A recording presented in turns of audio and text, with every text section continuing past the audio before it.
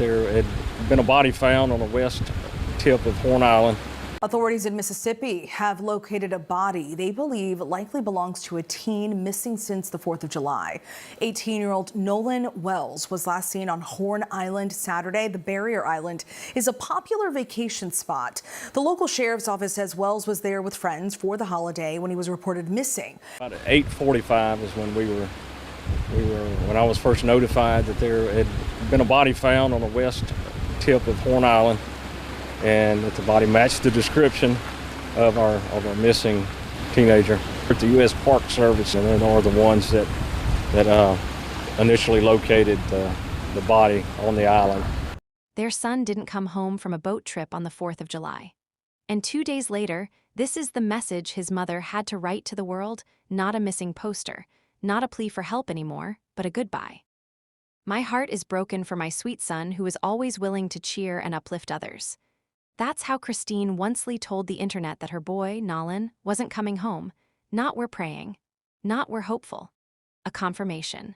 A mother grieving in real time in front of strangers, because that's what this case has demanded of her from day one. Welcome back to CRIMELAB Report. If you're new here, we cover real cases with real developments. No sensationalism, just the facts as they come in, laid out so you can form your own conclusions. And this case has taken a turn that a lot of you have been waiting for an update on, so let's not waste time. Let's get straight into what's happened. For 2 days, this was a search. Nolan Xavier Wells, 18 years old, an Ocean Springs, Mississippi native, a football player, a freshman at Southwest Mississippi Community College, vanished after a 4th of July trip to Horn Island with a group of friends. We covered the disappearance itself in detail already. The timeline, the missing phone, the unanswered questions about who exactly was with him and what happened in those final hours. But Monday morning, that search ended. And it didn't end the way anyone wanted it to. Around 8:45 a.m. on July 6th, a National Park Service ranger found a body in the water on the northwest end of Horn Island, the same stretch of coastline crews had been combing since Saturday. Jackson County Sheriff John Ledbetter confirmed the body matched Nolan's description. The coroner, Bruce Lind, told local reporters that while DNA testing would be required to make it official, in his words, there was no reason to believe it is not him. And then came the moment that actually broke this story wide open emotionally. Before any lab results came back, before any official statement from the coroner's office, Nolan's own mother stepped onto social media and confirmed it herself. She wrote that she and Nolan's father, Elmore, were absolutely devastated. She called her son a special soul and said God took his time creating him. Take a second and sit with that. A mother, who days earlier had been posting search updates and pleading for tips, was now the one telling the world her son was gone, before the system even caught up to what she already knew in her heart. That's the moment I want you to hold on to as we go through this update, because everything else in this case, the search, the questions, the controversy swirling online, all of it circles back to two parents standing at a boat launch, waiting for a knock on the door that never came the way they hoped. The United Cajun Navy, the volunteer group that had been running search operations by air and by boat since the weekend, announced they were standing down. In their statement, they thanked their teams for the effort and asked the public to keep Nolan's loved ones in their prayers, closing with a simple message. Rest easy, Nolan. You will not be forgotten. But here's what you need to understand about where this case stands right now. Finding Nolan's body did not close this case. It opened a much bigger one. Because now, the question isn't just, where is he? The question is, what actually happened to him? And that question is where things are getting complicated, where public anger is boiling over online, and where a lot of unresolved tension about who was with him, what they've said, and what they haven't is now front and center. Let's talk about what officials have actually confirmed, because this is where I want to be really careful with you. There's a lot of noise online right now, and my job is to separate what's fact from what's assumption. Sheriff John Ledbetter has stated there is currently no indication of drug or alcohol use in this case. That's a specific, deliberate statement from law enforcement, and it matters because it rules out one common narrative before it even gets started. But he also said the coroner would have more information once toxicology results come back. So that door isn't fully closed, it's just not confirmed either way yet. No cause of death has been released. No manner of death, accident, drowning, something else entirely, has been made public. And as of right now, no one has been named a suspect and no arrests have been made. I want to repeat that because it's important. No suspect, no arrest, no confirmed cause of death. Anyone telling you definitively what happened to Nolan Wells right now is speculating, not reporting. Now, here's where the emotional temperature of this case goes up. Incident Commander Josh Gill, with the United Cajun Navy, revealed in an earlier statement that Nolan was last seen on the island's north end, talking to a girl before his disappearance. That detail alone has become a huge point of conversation online. Who was she? Was she part of the friend group? Has she spoken to investigators? None of that has been publicly clarified. What we do know is that Nolan went out to Horn Island on a boat with a group of friends. Photos that circulated show him on that boat with 3 other young men. According to multiple reports, that friend group has been described as white, while Nolan was black, and that single detail, in the context of Mississippi, in the context of the Deep South, in the context of a young black man not making it home from a trip with white friends, has ignited a massive wave of public reaction. It's brought up painful historical comparisons for a lot of people watching this unfold. Comparisons to other cases where black victims disappeared or died under circumstances that were never fully explained, and where friend groups were never fully held accountable. I want to handle this responsibly, because I think you all deserve better than outrage bait. Author and historian Ibram X. Kendi actually addressed this directly online, pushing back against a different, uglier narrative that had started forming. People blaming Nolan himself for going to that island as the only black person in his group. Kendi called that out directly, saying it implies Nolan should have somehow known better than to be there. That's worth sitting with too, because grief in a case like this doesn't just come from losing Nolan.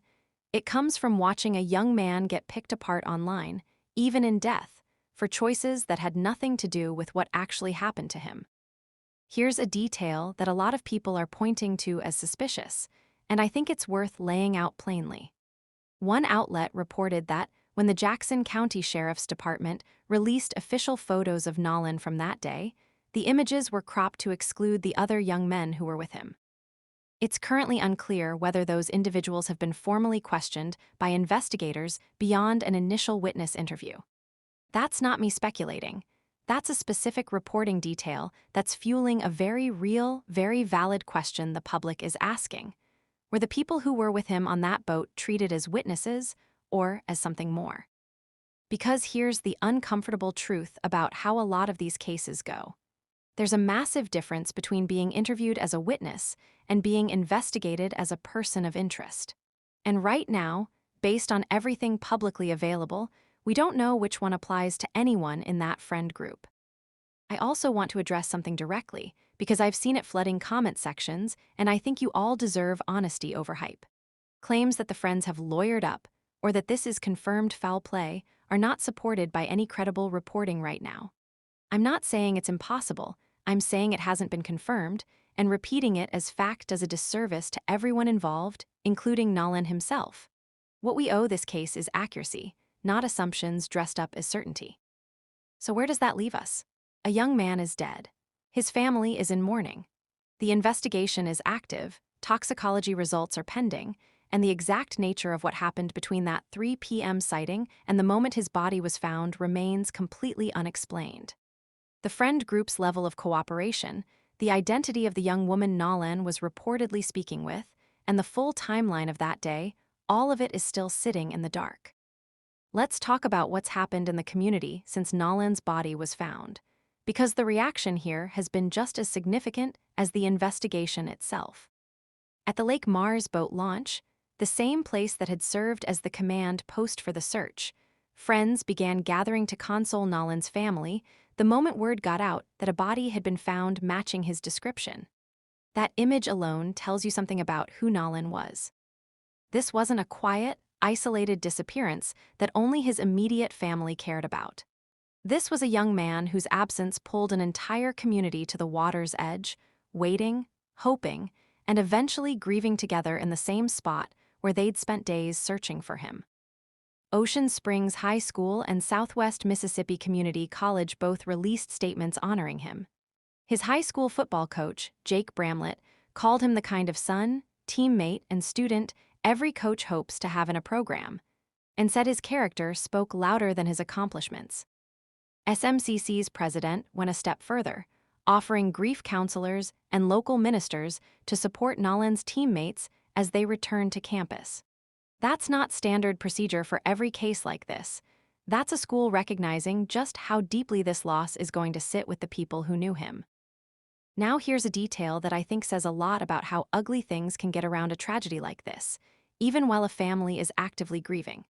In the middle of all this heartbreak, Christine Wonsley had to stop and address something most parents should never have to think about in the middle of losing a child's scammers. She posted publicly that no GoFundMe had been authorized by her husband, or their family, and she asked people to report any fake fundraisers claiming to be for Nolan. Let that sink in. While planning to bury her son, this mother also had to police the internet to make sure strangers weren't profiting off her family's grief. There is a legitimate fundraiser, started by a family friend, which has raised more than $14,000 as of the last update, but Wonsley made it clear that anything outside of that specific one should not be trusted. That detail matters for a reason beyond just being sad. It shows you the environment this family has had to grieve inside of, a spotlight they never asked for, strangers circling with cameras and cash grabs, while they're simply trying to understand how their son went from smiling on a boat on the 4th of July to a body recovered from the water 2 days later. So let's bring it back to the questions that actually matter here, because I think that's what you all came for, and I want to give you something more useful than speculation. Number 1, what is the actual cause of death? Toxicology results haven't come back yet, and until they do, we genuinely don't know if this was an accident, a drowning caused by dangerous currents in that area, or something else entirely. Local residents have pointed out that Horn Island has shallow points and unpredictable currents that can be dangerous even for strong swimmers. And Cajun Navy volunteers noted that the island's terrain, thick with thorny brush and cactus, makes it unlikely Nolan wandered inland barefoot. That detail alone rules out one theory, but it doesn't answer the bigger one. Number 2, who was the young woman Nolan was reportedly seen talking to before he disappeared? She hasn't been named publicly, and it's unclear whether she's spoken to investigators or what, if anything, she knows about his final hours. Number 3, what exactly happened between the friend group leaving the island and Nolan not being with them? We know they returned to the mainland. We know Nolan didn't. What we don't know is whether that was a mutual, understood plan, like Nolan catching a separate ride, or something that's never been fully explained. Number 4, have the friends who were with him been treated as witnesses only, or as persons of interest in a deeper investigation? Based on what's publicly available, that distinction still isn't clear, and it's the single biggest thing fueling public frustration right now. Number 5, and this is the one I think matters most, so I want to say it plainly. Race has become a massive part of the public conversation around this case, and I don't think that's something to brush aside or pretend isn't happening.